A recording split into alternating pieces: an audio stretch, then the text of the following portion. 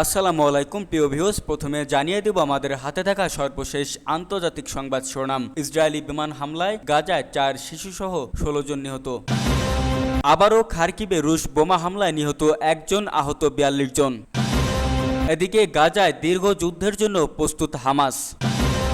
অন্যদিকে ফিলিস্তিনকে সমর্থন ও ইসরায়েলকে বয়কটের আহ্বান এরদোগানের। আরও জানিয়ে দেব হুতিদের হাইপারসনিক ক্ষেপণাস্ত্র দেওয়ার দাবি অস্বীকার ইরানের। সর্বশেষ জানিয়ে দেব পরিস্থিতি আরও খারাপ হবে, কমলাকে বললেন ট্রাম্প। এতক্ষণ শুনছিলেন সংবাদ শিরোনাম, এবার বিস্তারিত। তার আগে আমাদের ভিডিওটি ভালো লেগে থাকলে লাইক, কমেন্ট এবং সাবস্ক্রাইব করবেন এবং কে কোথা থেকে দেখছেন কমেন্ট করে জানিয়ে দিবেন।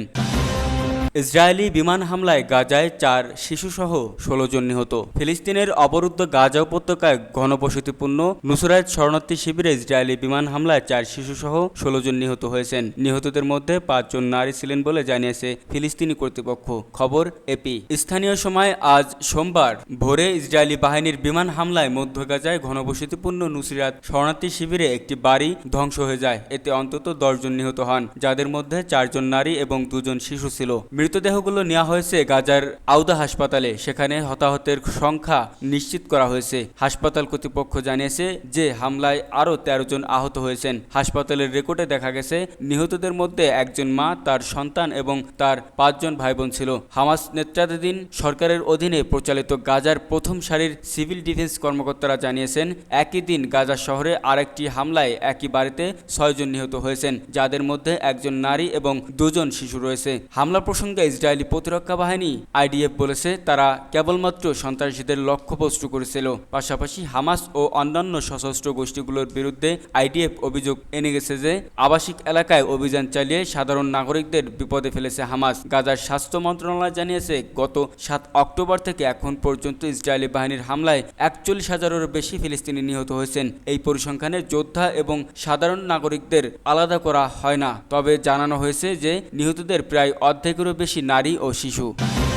খার্কিভে রুশ বোমা হামলায় নিহত 1 জন, আহত 42 জন। ইউক্রেনের দ্বিতীয় বৃহত্তম শহর খার্কিভে একটি বহুতল আবাসিক ভবনে বোমা হামলা চালিয়েছে রাশিয়া। এতে 1 নারী নিহত এবং অন্তত 42 জন আহত হয়েছে। রোববার খার্কিভ অঞ্চলের গ্রামগুলোতে আরও 3টি রুশ নির্দেশিত বোমা আঘাত এনেছে। খবর রয়টার্সের। উত্তর পূর্বাঞ্চল শহরের সিকিউরিটিরা জানিয়েছে ভবনের 9ম তলা থেকে 94 বছর বয়সী এক বৃদ্ধার মরদেহ উদ্ধার করা হয়েছে। খার্কিভের মেয়র ইহোর তেরেখোভা বলেছে বোমাটি ভবনের 10ম তলায় আঘাত করার সময় 42 জন আহত হয়, তাদের মধ্যে 3 শিশুও রয়েছে। আগুনটি অন্তত 4টি তলায় ছড়িয়ে পড়ে এবং আরও 12টি ভবন ক্ষতিগ্রস্ত হয় বলে জানান তিনি। এ হামলার পর ইউক্রেনের প্রেসিডেন্ট ভলোদিমির জেলেনস্কি রুশ ভূখণ্ডের অভ্যন্তরের লক্ষ্যবস্তুতে আঘাত হানার জন্য ইউক্রেনকে দীর্ঘপাল্লার অস্ত্র সরবরাহ করতে পশ্চিমা মিত্রদের প্রতি আহ্বান পুনর্ব্যক্ত করেছেন। গাজায় দীর্ঘ যুদ্ধের জন্য প্রস্তুত হামাস।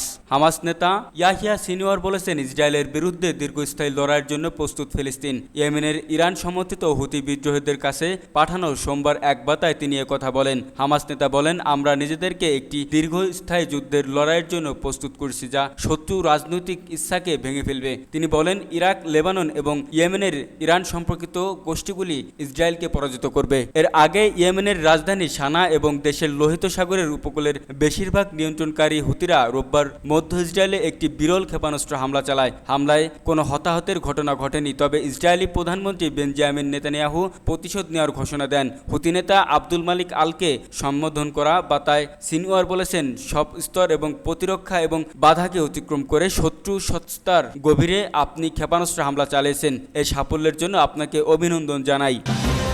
ফিলিস্তিনকে সমর্থন ও ইসরায়েলকে বয়কটের আহ্বান এরদোগানের। ফিলিস্তিনিদের প্রতি সমর্থন পূর্ণ ব্যক্ত এবং ইসরায়েলকে বয়কটের ডাক দিয়েছে তুরস্কের প্রেসিডেন্ট রিসেপ তাইয়েপ এরদোগান। তিনি সামাজিক যোগাযোগ মাধ্যম এক্সে অ্যাকাউন্টে একটি ভিডিও শেয়ার করেছেন, যেখানে তিনি ফিলিস্তিনিদের প্রতি স্থায়ী সমর্থন এবং ইসরায়েলকে বয়কটের গুরুত্ব সম্পর্কে আলোচনা করেছেন। এরদোগান বলেন, তুরস্ক সবসময় ফিলিস্তিনিদের প্রতিরোধ আন্দোলনকে সমর্থন করবে। তিনি বলেন, আমরা আমাদের শব্দচয়ন, আমাদের কথা, আমাদের প্রার্থনা, আমাদের মানবিক সহায়তা এবং আমাদের সব সম্পদের মাধ্যমে ফিলিস্তিনি ভাই বোনদের পাশে আছি। ইসরায়েলকে বয়কট আমাদের শক্তি যোগায়। নবী মুসার মতো আমরা মিথ্যাকে অস্বীকার করি না, বলুন একটি অবস্থান নিন। ইসরায়েলকে বয়কট আমাদের সম্পদ ধরে রাখতে সহায়তা করবে। এরদোগানের এই বার্তা পুনরায় পোস্ট করেছে প্রেসিডেন্সিয়াল কমিউনিকেশনের ডিরেক্টর ফারেনিন আলতুন, যিনি ইসরায়েলের বিরুদ্ধে কঠোর পদক্ষেপ নেওয়ার আহ্বান জানিয়েছেন। আলতুন বলেন, তুরস্ক হিসেবে আমরা ফিলিস্তিনি ভাই বোনদের অধিকার রক্ষার জন্য কাজ চালিয়ে যাব। ইসরায়েলের অনাচার বন্ধ করতে আমরা প্রয়োজনীয় সব পদক্ষেপ নেব। যতক্ষণ না ফিলিস্তিন স্বাধীনতা লাভ করবে ততক্ষণ পর্যন্ত আমরা আমাদের প্রচেষ্টা অব্যাহত রাখব। প্রসঙ্গত, তুরস্ক ইসরায়েলকে কঠোর সমালোচনা করে আসছে এবং হামাস নেতাদের সমর্থন দিয়ে আসছে। পশ্চিমা বিশ্বের সংখ্যাগরিষ্ঠের বিপরীতে ফিলিস্তিনি প্রতিরোধ গোষ্ঠীর মুক্তি আন্দোলনের পাশে থেকেছে। তুরস্ক জাতিসংঘের নিরাপত্তা পরিষদ এবং মার্কিন যুক্তরাষ্ট্রকে ইসরায়েলের বিরুদ্ধে যুদ্ধবিরতির প্রস্তাব মেনে নিতে চাপ প্রয়োগের আহ্বান জানিয়েছেন। হুতিদের হাইপারসনিক ক্ষেপণাস্ত্র দেওয়ার দাবি অস্বীকার ইরানের। ইয়েমেনের ইরান সমর্থিত সশস্ত্র গোষ্ঠী হুতি রোববার ইসরায়েলে ভয়াবহ হাইপারসনিক ক্ষেপণাস্ত্র হামলা চালিয়েছে, তবে এতে কোনো হতাহতের খবর পাওয়া যায়নি। ইসরায়েল দাবি করছে হুতিদের এই হাইপারসনিক ক্ষেপণাস্ত্র দিয়েছে ইরান, তবে এই দাবি অস্বীকার করছে ইরান। সোমবার একটি টেলিভিশন সংবাদ সম্মেলনে ইরানের প্রেসিডেন্ট মাসুদ পেজেশকিয়ান ইসরায়েলের দাবি নাকচ করেছেন। তিনি বলেন, তেহরান ইয়েমেনের হুতিদের কাছে হাইপারসনিক ক্ষেপণাস্ত্র পাঠায়নি। এর আগে হুতি ক্ষেপণাস্ত্র হামলার দায় অস্বীকার করে। উল্লেখ্য, হুতিরা ইসলামিক গ্রুপ হামাসের সঙ্গে একত্রতা প্রকাশ করেছেন। হুতি গ্রুপ এক বিবৃতিতে জানায়, তারা একটি নতুন হাইপারসনিক ক্ষেপণাস্ত্র দিয়ে আঘাত হেনেছে এবং শত্রুর সামরিক স্থাপনা লক্ষ্য করে চালানো এই অভিযান সফল হয়েছে। হুতিরা এই বলে সতর্ক করেছে, ইসরায়েলের আরও হামলার জন্য অপেক্ষা করা উচিত, যা সংঘাত আরও ছড়িয়ে পড়া সংক্রান্ত উদ্বেগ বাড়িয়েছে। এদিকে ফিলিস্তিনি গণমাধ্যম সমূহের ভাষ্যানুযায়ী রোববার ইসরায়েলি বাহিনী গাজা ভূখণ্ডের উত্তর ও মধ্যাঞ্চল সহ বিভিন্ন শরণার্থী শিবিরে হামলা চালালে এতে 4 জন বাসিন্দা নিহত হয়েছেন। এছাড়া আহত হয়েছেন বেশ কয়েকজন। অন্যদিকে ইসরায়েলি সামরিক বাহিনী এবং লেবানন ভিত্তিক শিয়া মুসলিম গ্রুপ হিজবুল্লাহর উভয় ইসরায়েলে প্রতিদিন গুলি বিনিময় অব্যাহত রেখেছেন।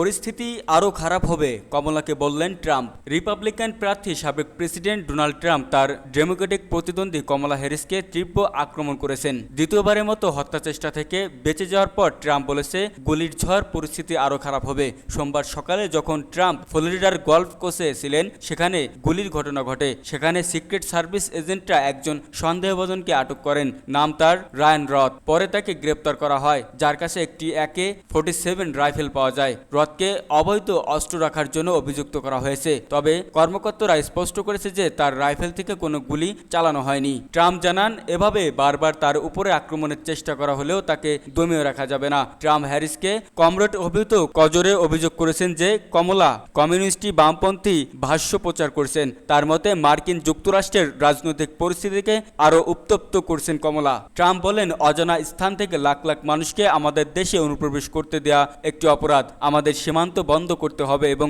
সন্ত্রাসী, অপরাধী ও মানবিকভাবে সুস্থ ব্যক্তিদের অনতিবিলম্বে যুক্তরাষ্ট্রের শহর ও গ্রাম থেকে সরিয়ে নিতে হবে এবং তাদের নিজ নিজ দেশে ফেরত পাঠাতে হবে। হামলার চেষ্টার খবরে বিশেষভাবে উদ্বিগ্ন বলে জানিয়েছেন ট্রাম্পের প্রতিদ্বন্দ্বী তথা যুক্তরাষ্ট্রের বর্তমান ভাইস প্রেসিডেন্ট কমলা হ্যারিস। ডেমোক্রেটিক প্রেসিডেন্ট প্রার্থী সামাজিক মাধ্যমে লিখেছেন, আমি খুশি যে ট্রাম্প সুস্থ এবং সুরক্ষিত রয়েছেন।